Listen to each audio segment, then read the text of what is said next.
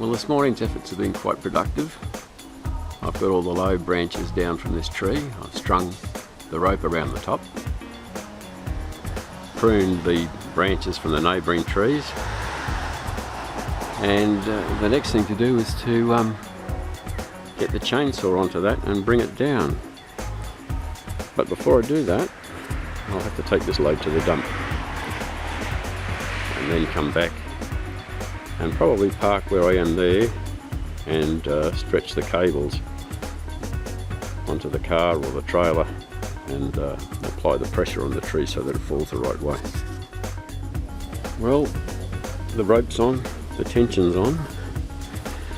Will it work? I guess the only way to find out is to get the chainsaw started.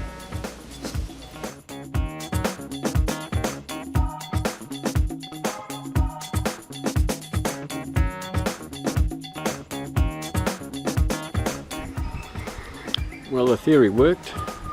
The ropes pulled in the right direction and the tree came down.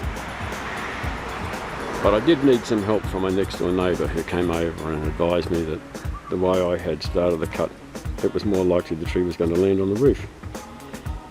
So he made some other cuts and it fell exactly where we wanted it.